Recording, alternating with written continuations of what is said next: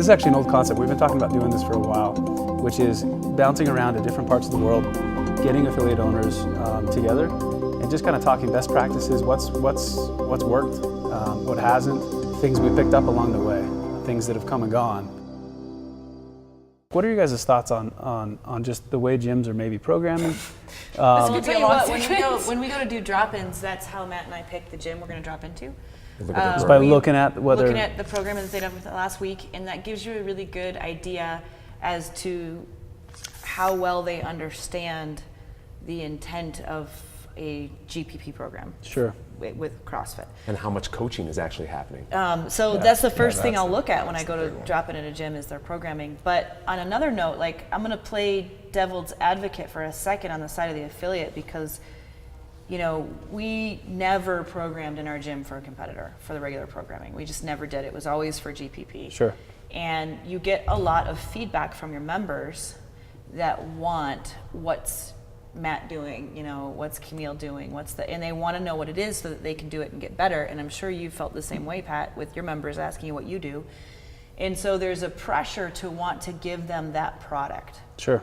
And so I don't think anybody's necessarily at fault where they're trying to cater to that. I think they're really just trying to cater to the need of the person that's coming in front of them. Mm-hmm.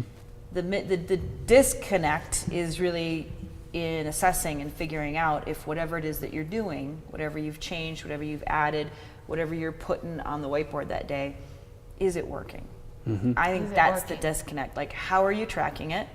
How are you assessing whether people are better, same, or worse, 6 months from now than they were when they came in?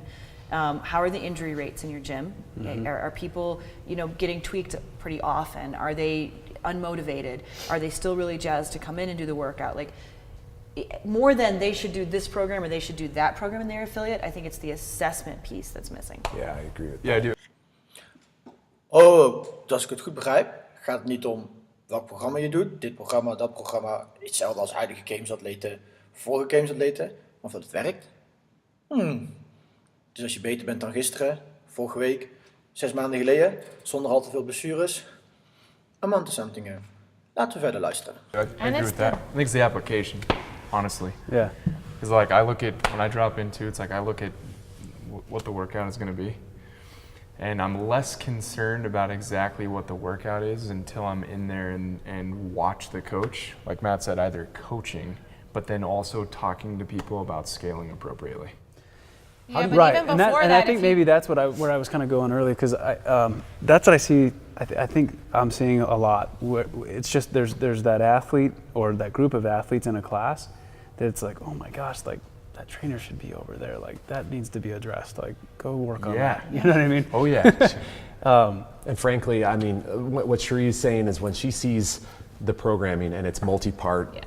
And there's a complicated movement in one or two of the parts, or even one of the parts, or none of the parts. Mm-hmm. How much coaching can actually be happening when the workouts themselves are going to take 45 minutes? Mm-hmm. How in the hell are we increasing that person's skills and drills?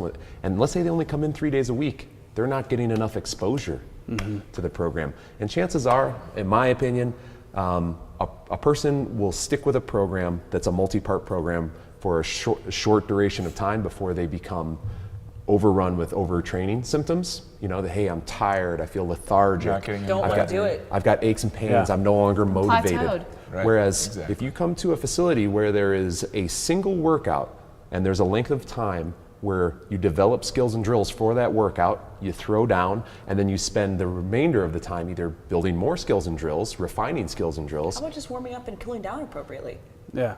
Or maybe even doing some community fun work in that time frame. Matt, dus wat je wil zeggen is dat een 40 minuten M-rep met snatches, double unders, muscle-ups, pistol squats, handstand push-ups misschien geen goed idee is. Omdat iedereen dan niet genoeg aandacht krijgt, niet genoeg tijd krijgt om te oefenen. Zeker als je maar 2-3 keer in de week kan komen.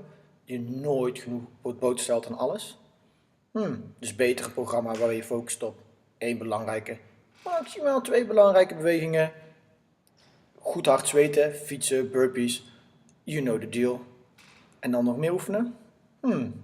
Interesting. And those are the facilities where you see people begging to get in the doors the next day and never take a rest day. right? Knocking That's down the funny door, when you like, say that. let me in, It's true. let me in. I want just more. saw you here 7 days. Get out, Matt. You've been here 7 days in a row. But in Niet 7 dagen in de week komen dus. reality, I think what people think is that, hey, I look at the majority of my athletes and they're weak. So we got to apply a strength program. Right. But then they don't stop and look how and much say, how much of this is influenced by what they're seeing games athletes do? Because that's like that. I think that's But they don't maybe see what games athletes are doing. They're assuming. And that's the part that it blows my mind because I hear these questions all the time. Well, but we're got to do a strength element before we do a workout is the new thing. And it didn't used to be. It used to be the other way around. It used to be where we were just doing all filthy 50s and hero workouts, and that's all we did. Let's do double Murph. It's just a new trend, right? And whenever you see an extreme in something, whether it's nutrition or programming or whatever, be wary. Yep. Is my approach. Well, Be wary of what that is. But regardless of that, people are assuming because they come to me and they're like, well, but that's what I see. And I'll use Camille as an example. They always, since she lives around us and we see her train, they're always like, but she does this. And I'm like, you don't see the 4 hours she spends recovering, where she's doing, you don't see the lengthy warm up. Her quantity of time, and what's happening is people are taking the workout and they're thinking that's done in an hour. right. That it's such a huge disconnect there with the prep time, the recovery time, the time taken to the body. What's happened before all that to get ready for that? Yeah. Dus als ik 6 keer per dag ga trainen en elke dag een pot pindakaas eet, word ik niet net als Chris Froning? Nee. Wat je de games athletes ziet doen op YouTube of wat je leest op internet, is niet dat we alles wat ze doen. 4 hours of recovery work, foamrollen, supplementen, zorg dat je eten op goede voeding is, chiropractors, massages, de hele rambam eromheen. Dit zijn niet voor niets professionele atleten. Wat voor hun werkt, werkt niet voor jou. Wat voor Rich Froning werkt, werkt niet voor Ben Smith en heel de anderen. Stick to what you know, stick to the plan en het komt allemaal goed aan het einde. There's just a very big disconnect there.